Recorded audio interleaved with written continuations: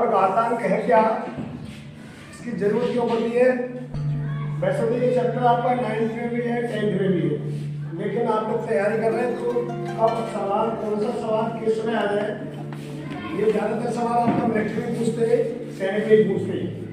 तो चैप्टर का नाम है आपका घातांक। घातांक होता क्या है, किसी भी संख्या को घात के रूप में लिखना ही क्या कहलाता है हमारा। जैसे हमारा ये है 2 गुणा 2, 2 गुणा 2, इसको हम कर सकते हैं 2 पे 2, 2 पे 2, कभी ये माइनस में भी हो सकता है। आप ये ना सोचे कि घातांक कभी माइनस में, -2 गुणा -2, आधार हमारा माइनस में है तो इसको भी हम -2 पे 2 ही कर सकते हैं, ठीक है ना। आप करेंगे क्या आगे, इसके कुछ नियम भी है। घातांक के क्या है नियम। उसका पहला नियम है कि अगर दोनों के आधार एक से हैं, आधार से मतलब जैसे कि ये आधार है, इसमें घात में मान लो 3, या थोड़ी देर के लिए इसको m मान लो m, दूसरा है हमारा उसका भी आधार a है, उस पर घात है n, इन दोनों का मल्टीप्लाई करें हम, उसका नियम ये कहता है कि जब आधार एक से होते हैं तो घातों को आप इसमें जोड़ दें, जो हो गया a का m प्लस n, ठीक है ना, a पे n प्लस हो गया। इसी तरह से सवाल कहते हैं 2 के ऊपर 7 2 के ऊपर 5 बराबर, इस नियम से अगर करेंगे हम तो हो जाएगा 2 पे 7 प्लस 5, 2 पे 5, ठीक है ना। कभी कभी माइनस में, अभी हमने एक सवाल आपसे पूछा था -3/4 और उसके ऊपर मान लगा दिया आपने 5, इसकी वैल्यू निकालनी है आपको। तो क्या करेंगे, -3 जब ये विषम संख्या है तो चिन्ह तो हमारा किसमें आएगा हमेशा माइनस, और ये सम संख्या होगी तो किसमें आता बताया तो नहीं। अब इसका काम करेंगे 3 पे 5 बटे 4 पे 5, इसको ऐसे भी कर सकते हैं हम -3/4 गुणा -3/4 गुणा -3/4 गुणा -3/4, 1 2 3 4, एक बार और करना है गुणा -3/4, ठीक है। अलग अलग भी कर सकते थे इसको, 3 को 5 बार कर लो बटे 4 को 5 बार कर लो, तो कितना आएगा 3 का 5 बार, ये माइनस में आएगा क्योंकि ये विषम संख्या है। 2 से 43 बटे 4 का करने कितना आएगा, 4 का 5 बार करेंगे, 4 चौके 16 चौका 64,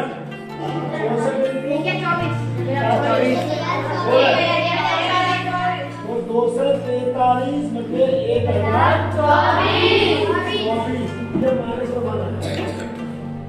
तो घातांक हमारा ये कहता है कि अगर घाते किसी भी आधार दोनों के एक से 3 भी हो सकते हैं, 1 पे 2 गुणा 1 पे -2 गुणा 1 पे -3, तो उनको घातों को क्या करेंगे हम जोड़ देंगे, ठीक है ना।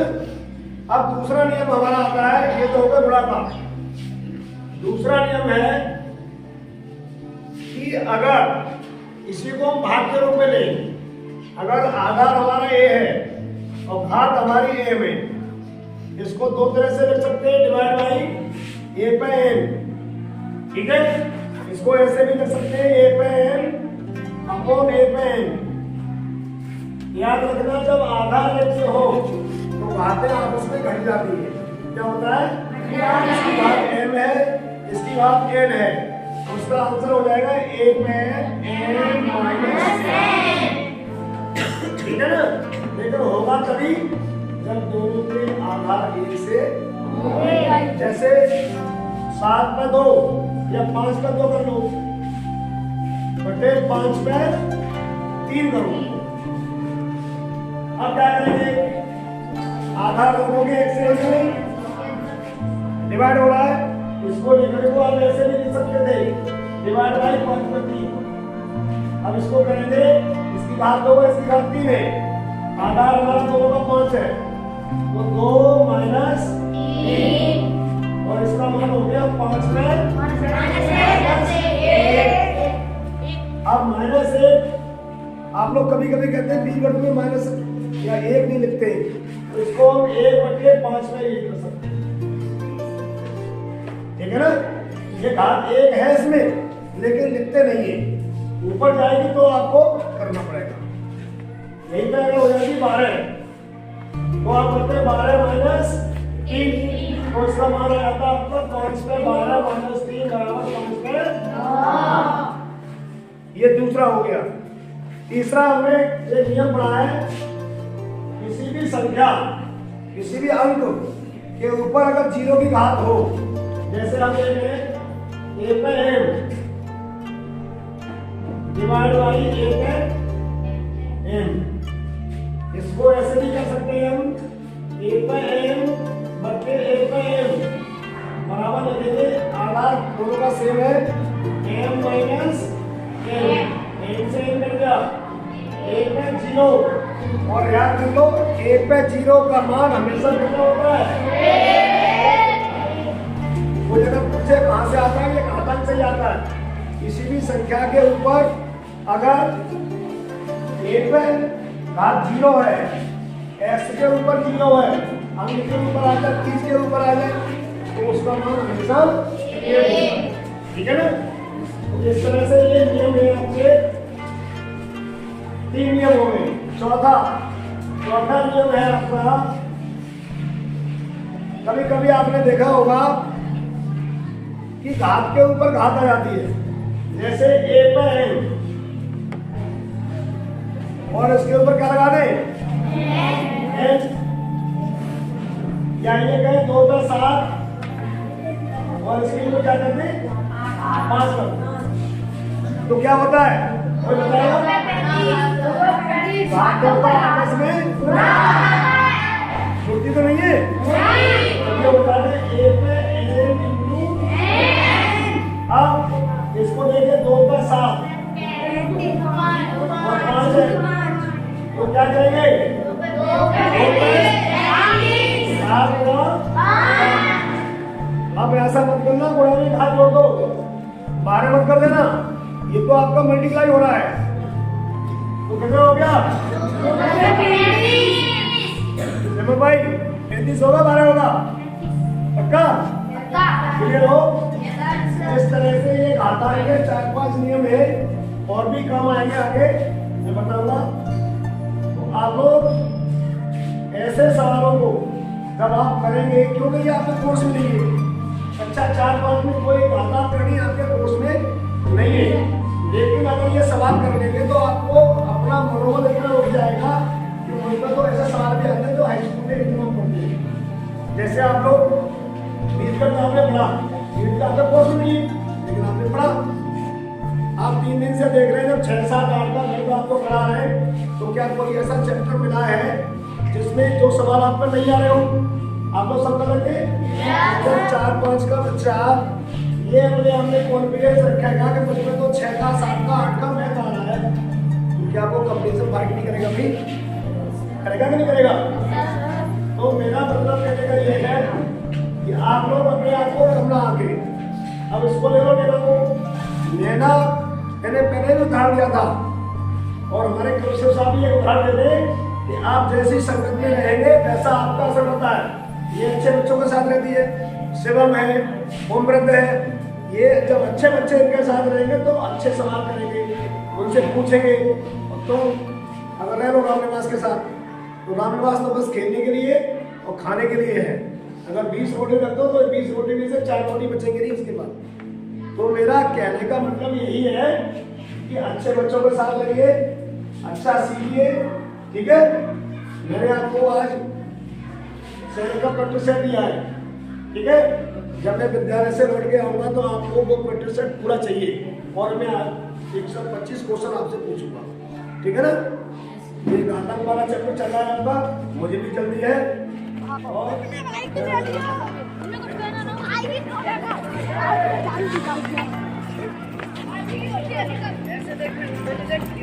आर्मी की भर्ती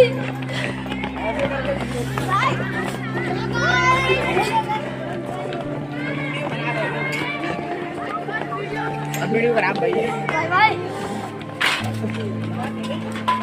चली गई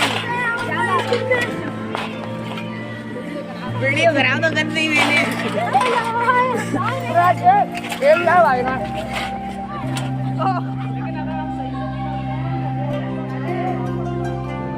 सही से करना चाहिए ठीक है।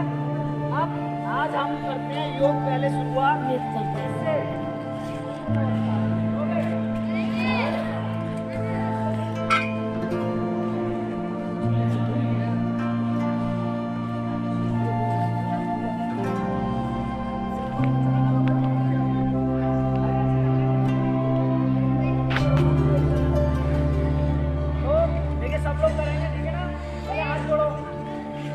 सब लोग और पास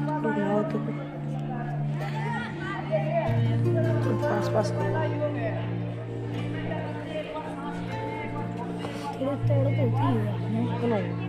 अब एक तरफ देखेंगे सब लोग अच्छे से सांस ले लो सब और लंबी सांस खींचते हुए हाथ ले जाओ और पीछे की ओर झुकाओ गिरना नहीं है ठीक है ना। सांस छोड़ते हुए अब सांस खींचते हुए इनको नीचे लेके आओ और सांस लेते हुए एक पैर को पीछे ले जाओ ऐसे मोड़ो शरीर एक पैर को ले जाओ पीछे ऐसे मोड़ो और फिर सांस छोड़ते हुए फिर ऐसे करो और सांस लेते हुए फिर ऐसे सांस छोड़ते हुए वापस ले जाओ और फिर पैर वैसे ही वापस आना चाहिए जैसे लेना था फिर से सर के सामने कर लिया फिर से पीछे की ओर और फिर पीछे ये पूरा हमारा होगा सूर्य नमस्कार। क्या हो गया ये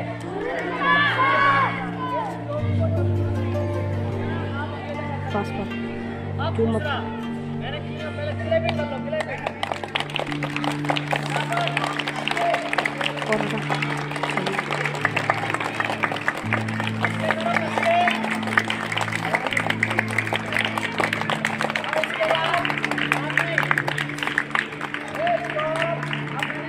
माइंड एक्सरसाइज ठीक है ना।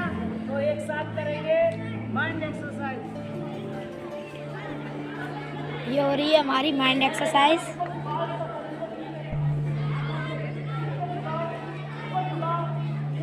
अच्छा लगेगा आप करने में। स्टॉप। अब मुझे देखो फिर से मैं कैसे कर रहा हूँ। चलिए आप मैंने क्या कहा सबसे पहले जो अच्छा करेगा वही स्वस्थ रहेगा। स्टॉप पहले मुझे देखो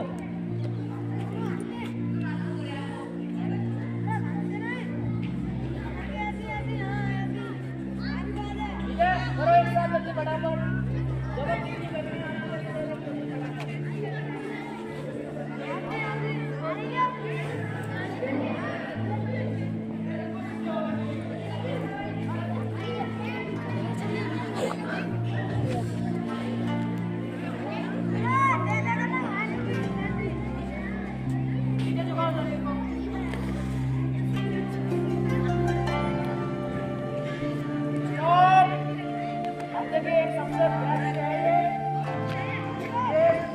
कुर्सी डाल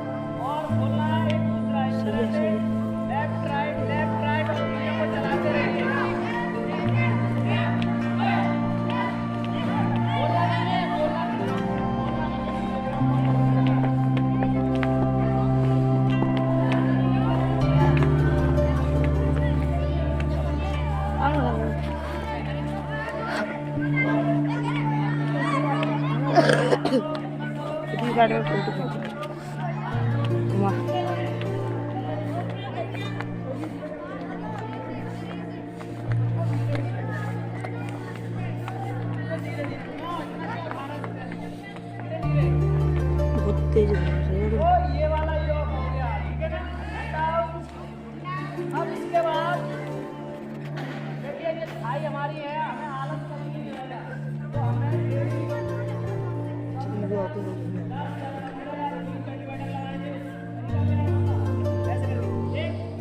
मेरे साथ एक साथ अभी नहीं करते। 1 2 3 4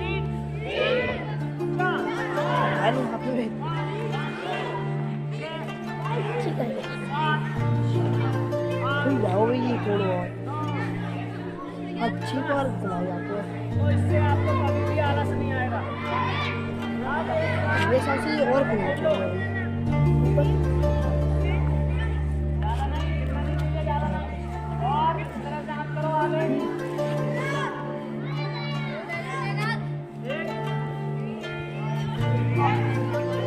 2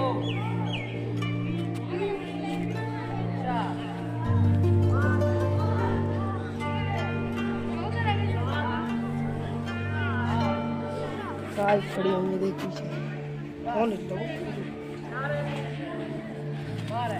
हल्के से 14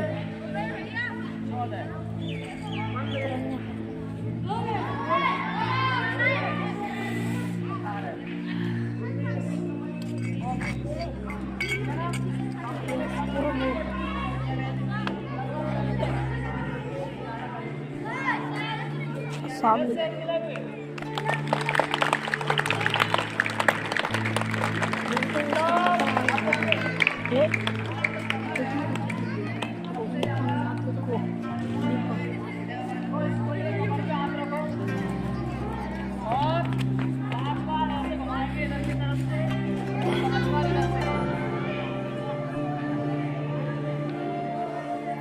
फोटो खींच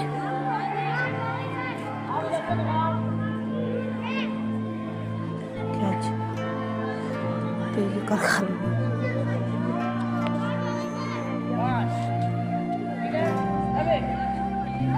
बस झूम पे से हटा हटाइए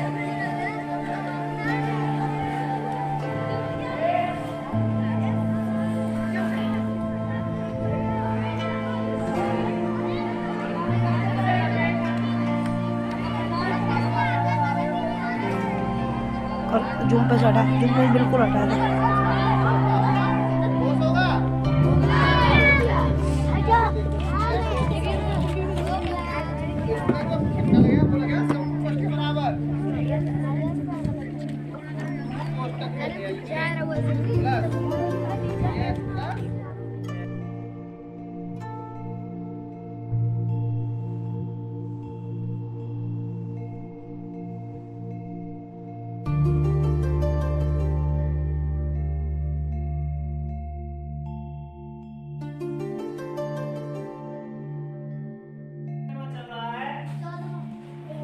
आज प्रैक्टिस सेट कोई बोलो नहीं,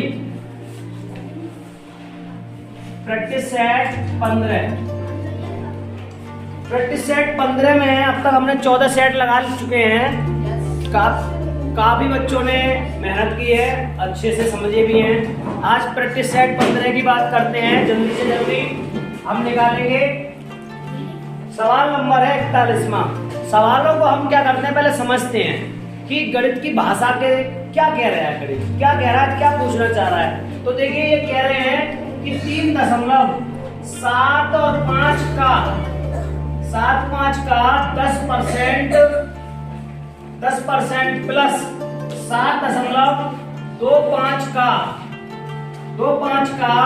15% को दशमलव में परिवर्तित कीजिए। जल्दी से फटाफट। बहुत बढ़िया, बहुत बढ़िया, बहुत बढ़िया। अब मैं किसी को बुलाना चाहता हूँ, देखता हूँ कौन कौन जल्दी जल्दी करता है आज। आ जाओ जल्दी, चेन लगा के जल्दी फटाफट। और साफ साफ राइटिंग में करेंगे। आज मेरे 15वां प्रैक्टिस सेट चल रहा है। आज ज्यादातर मैं बच्चों से करवाऊंगा और आराम से साफ साफ करेंगे जल्दी।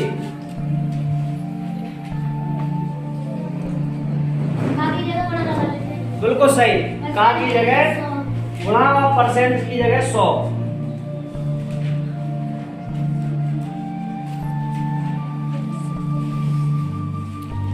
बहुत बढ़िया। और अपनी अपनी कॉपियों पे करते रहे, मैं कॉपियों में चेक करूंगा। नंबर बाय नंबर सभी बच्चे कॉपियों पे करते रहे, चेक करूंगा मैं।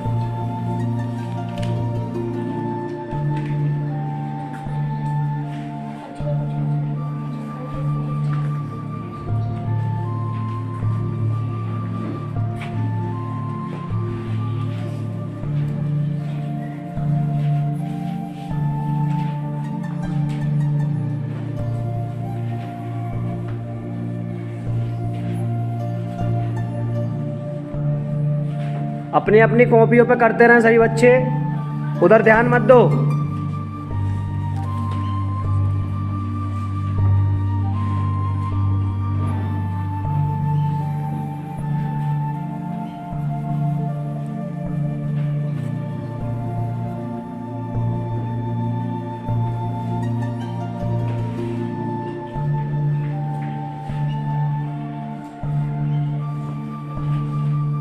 हो गया?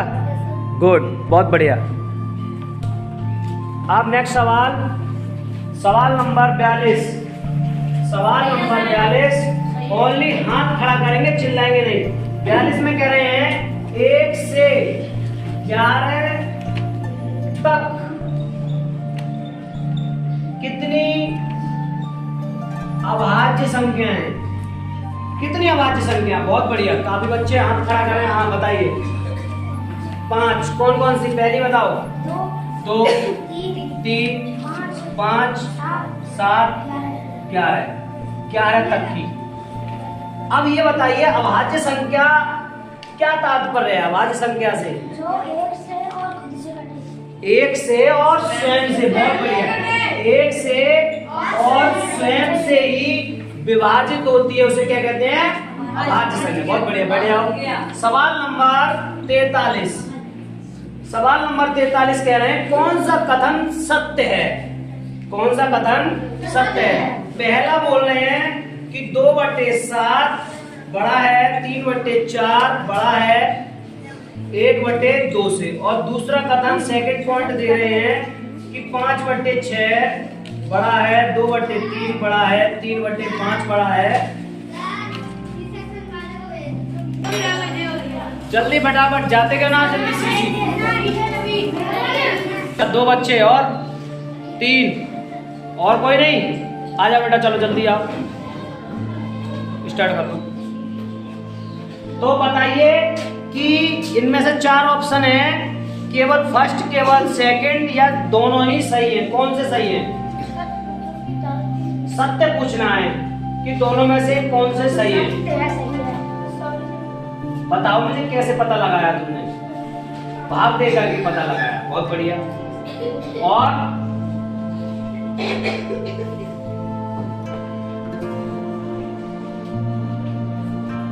और कौन बताएगा? चलो आ जाओ, चलो तुम भी भाग दे के भी हो जाएगा सवाल, और दूसरा तरीके से और देखते। आ जाओ जल्दी, चल लगाओ, चलो जाओ, चलो जल्दी पकड़ो।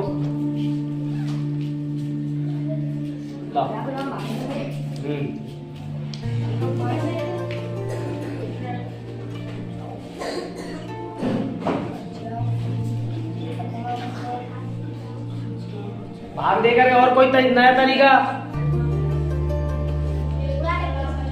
तो क्या है ऑप्शन में? दूसरा, केवल 2। पहला गलत है, ठीक। पहला गलत है, दूसरा सही है। आगे बात करते हैं। सवाल नंबर 44। सवाल नंबर 44 में कह रहे हैं कि 7236 से को 56 के बदले 65 से गुणा कर दिया है, उसका उत्तर सही उत्तर से कितना भिन्न है? भिन्न मतलब कितना अलग है? कौन करना चाहेगा? आजा जल्दी फटाफट, जल्दी। किसी को भी मैं बुला सकता हूँ, शोर नहीं बताओ, जल्दी से जल्दी करने की। और मैं पूछूंगा किस तरह से आप कर रहे हैं, क्यों बोल रहे हो। कॉपी पे करते रहो, मैं अभी घूम रहा हूँ, अभी देखता रहूंगा, कॉपी पे भी करते रहो।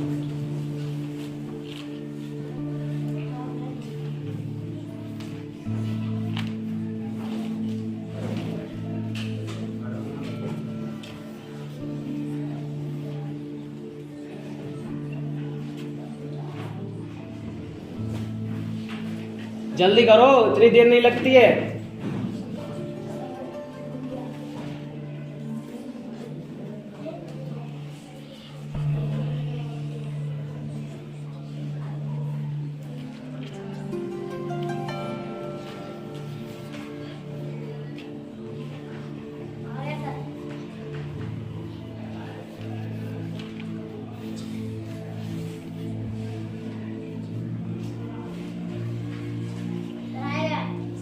इतनी देर लगाते हो।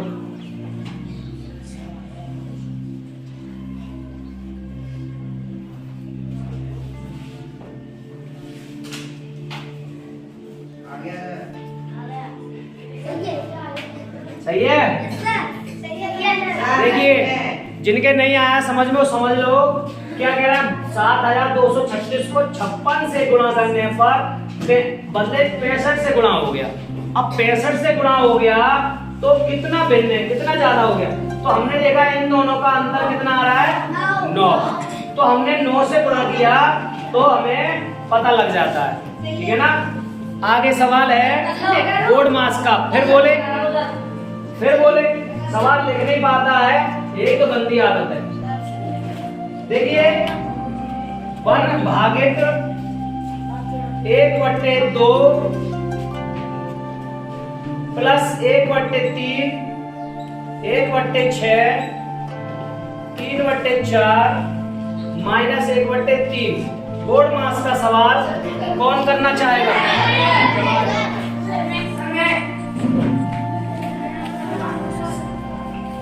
बोलो नहीं, और जल्दी जल्दी कॉपी में करते रहिए।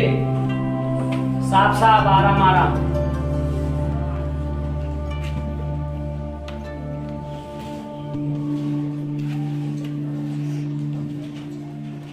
थोड़ा साइड से करा करो, बोर्ड दिखता रहे, बस ऐसे ही।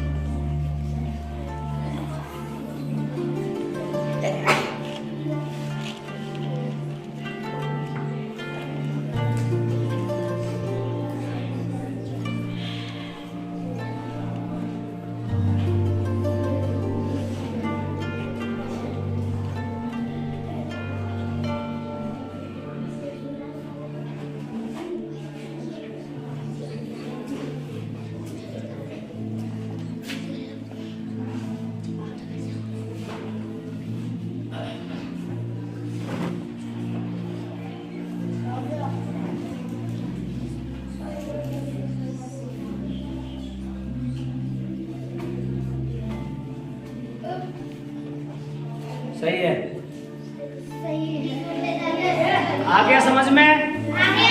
बोर्ड मास का क्या कहता है? बोर्ड मास कहता है कि सबसे पहले अगर रेखा कोष्ठक है तो रेखा कोष्ठक को हल कीजिए, फिर छोटे कोष्ठक को, फिर मझले कोष्ठक को, फिर बड़े कोष्ठक को।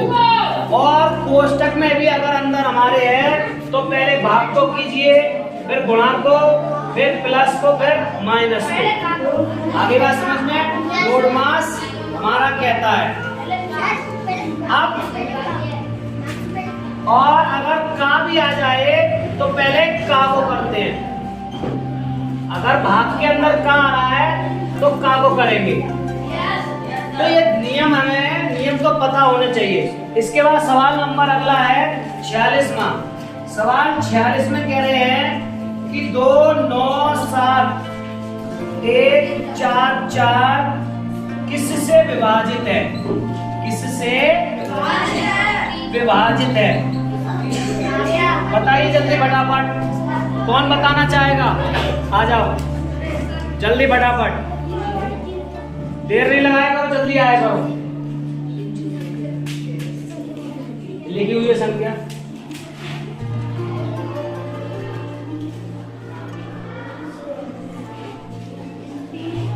तीन, 6, 9 क्या है?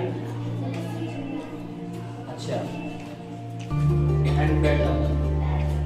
देखिए यहां तो इन्होंने लिख दिया किससे विभाजित है, लेकिन हमें ऑप्शन में देखना पड़ता है। ए कह रहा है 3 से, बी बोल रहा है 6 से, और सी बोल रहा है 9 से, और डी बोल रहा है 3, 6 और 9 से।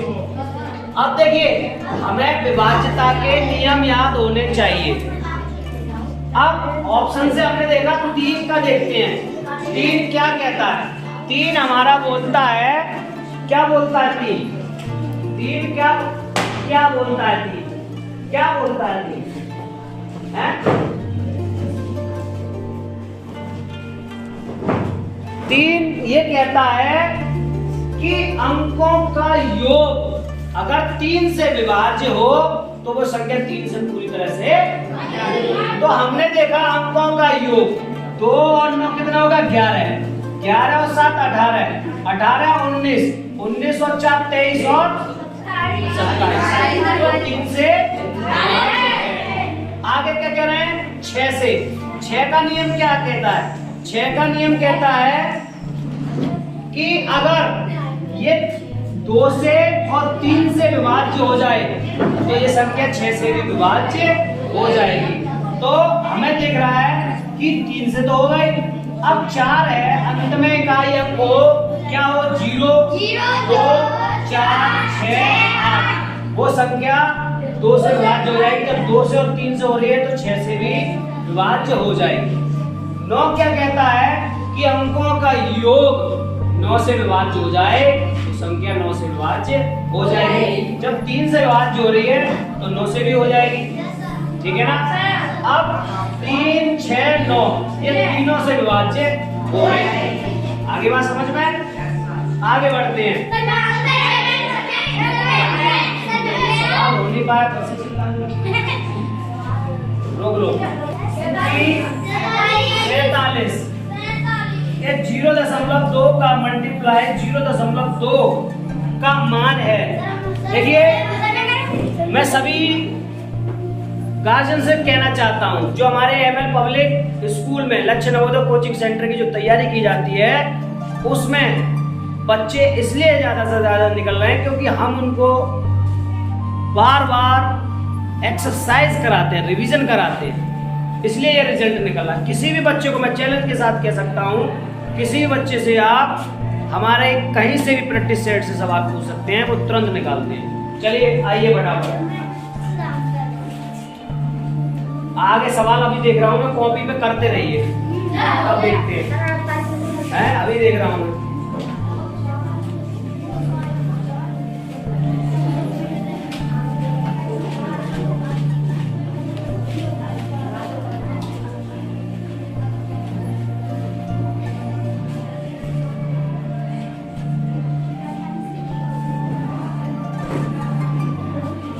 सवाल नंबर 48 में 9 आइसक्रीम का मूल्य 67.50 रुपए है। तो हमसे पूछ रहे हैं 100 आइसक्रीम का मूल्य। फटाफट कौन करना चाहेगा? आ जाओ चलो जल्दी से जल्दी।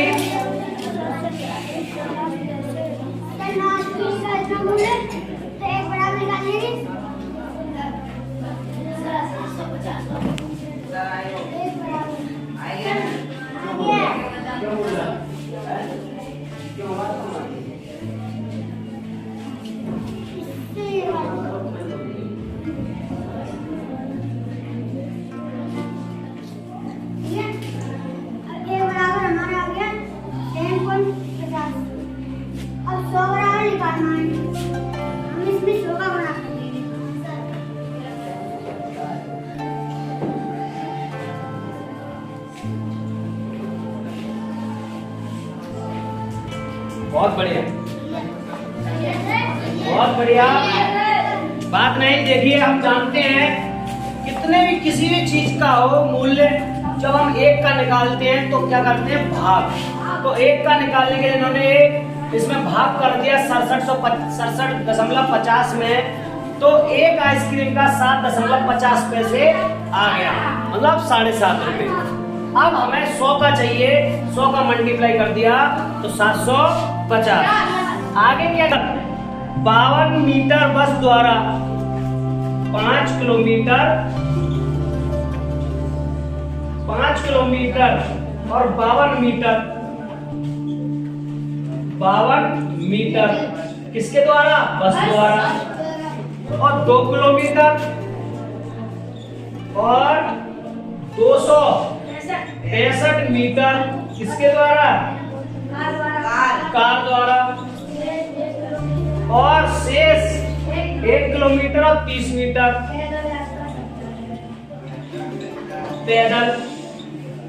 पैदल यात्रा करता है, उसके द्वारा कुल दूरी पूछ रहे हैं। तो क्या करेंगे? इसमें कुल दूरी में जोड़ लेते हैं। तो किसने जोड़ा? फटाफट बताओ, आ जाओ जल्दी।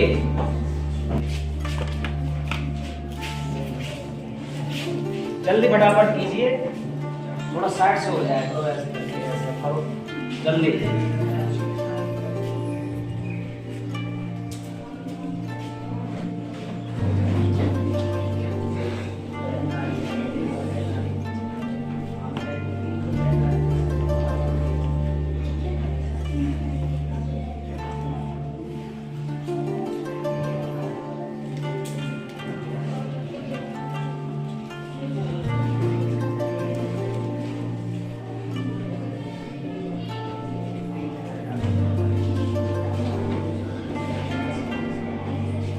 बहुत बढ़िया। देखिए सबसे पहले क्या करते हैं, हम इकाइयों को समान बना लेते हैं। तो ये किलोमीटर में है, ये मीटर में है। इन्होंने क्या किया, इसको मीटर को भी किलोमीटर बना करके इकाइयों में लिख लिया। तो 5.520 किलोमीटर और टोटल करके 9.085 किलोमीटर। आगे बात समझ में। नेक्स्ट सवाल है आगे।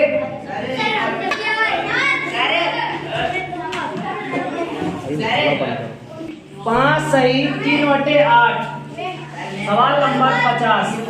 5 सही 3/8 का दशमलव रूप आ गया। बहुत अच्छा। अच्छा तुम लोग भी करो, फिर सोच बचाएंगे।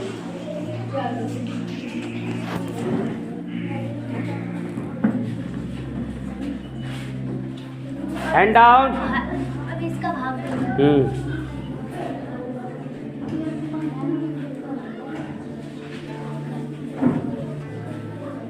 दे दिया भाग।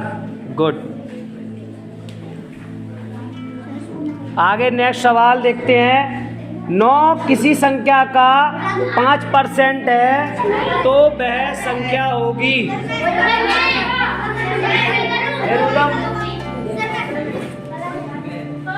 कह रहे हैं 51वां सवाल।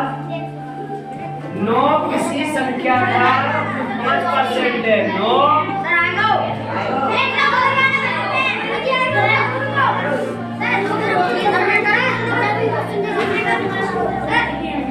5% है, वह संख्या संख्या पूछ रहे हैं, वह संख्या पूछ रहे हैं।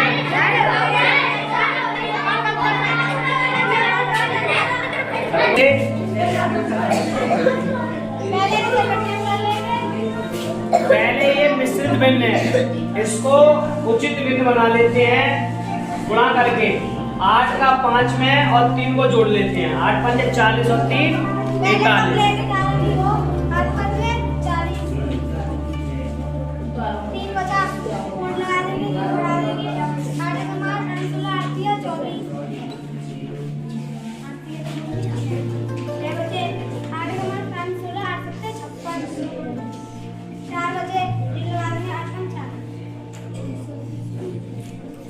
बात आई समझ में?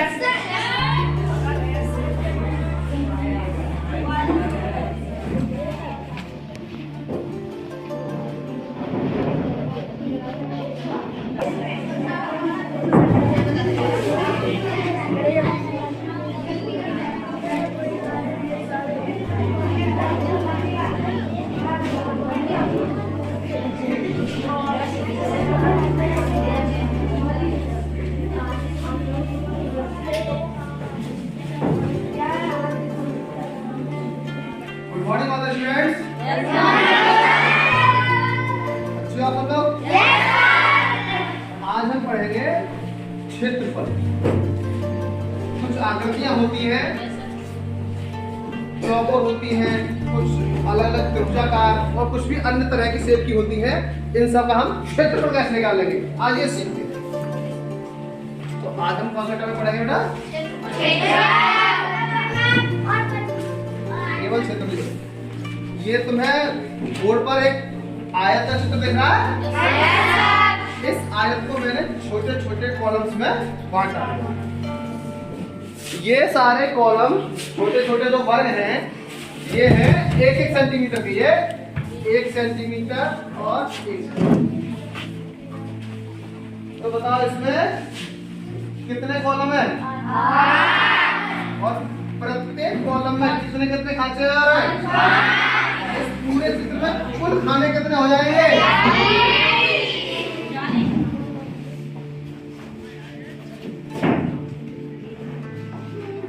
कुल खाने इसके हो जाएंगे 40। और एक खाना 1 वर्ग सेंटीमीटर का है।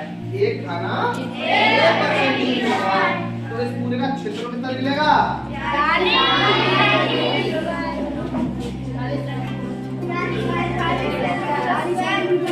ये हमें निकालने के लिए क्या करना पड़ा? लंबाई में जितने खाने हैं उनका चौड़ाई में जितने भी खाने हैं इनका आपस में गुणा करना। तो आयत के क्षेत्रफल का फॉर्मूला बनेगा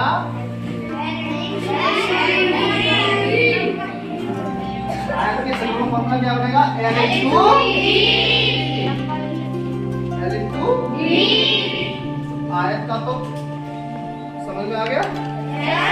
अब देखो आयत यही है, ठीक? हम इसको बीच में से काट लें। हम इसको बीच में से काट लें। तो इस आयत का जो क्षेत्रफल है वही 2 जगह बराबर बराबर बन जाएगा। तो देखिए इसे किस तरह काटते हैं।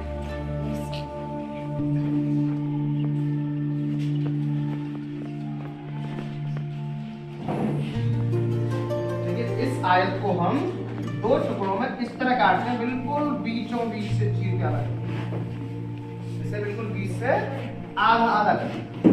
तो जितना क्षेत्रफल इस ऊपर का होगा उतना ही क्षेत्रफल इस नीचे वाले एरिया का होगा। अगर हम इसको मिटा दें ऊपर के हिस्से को, देखो अगर हम इसके ऊपर के हिस्से को मिटा दें तो देखिए क्या हुआ? तो ये त्रिभुज बन गया। अगर हमने ऊपर का हिस्सा मिटा दिया तो क्या बन गया ये?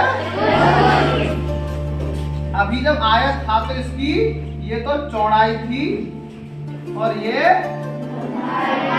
लंबाई थी। अभी हमने इसको काट के आयत को आधा ही तो किया, तो उसका क्षेत्रफल भी तो आधा ही होगा। तो यहाँ से देखिए त्रिभुज का क्षेत्रफल निकालेंगे तो जो आयत का था उसका आधा ही तो कर देंगे। हमने आयत को आधा काट के त्रिभुज बना दिया, तो इसका क्षेत्रफल निकालेंगे तो आयत के क्षेत्रफल का आधा हो जाएगा। 1/2 इंटू लंबाई इंटू। लेकिन जब त्रिभुज होता है तो जो लंबाई वाला हिस्सा है, जो नीचे की भुजा है, इसे बोलते हैं त्रिभुज में आधार। ये हो जाएगा 1/2 इंटू आधार। और जो यहाँ पर चौड़ाई का काम कर रहा है, ये ऊंची वर्टिकल रेखा है, इसे बोलते हैं ऊंचाई। तो इस तरह से त्रिभुज का क्षेत्रफल निकालने का ये बड़ा सूत्र आसान बन गया। त्रिभुज का क्षेत्रफल बराबर 1/2 गुणा आधार गुणा ऊंचाई।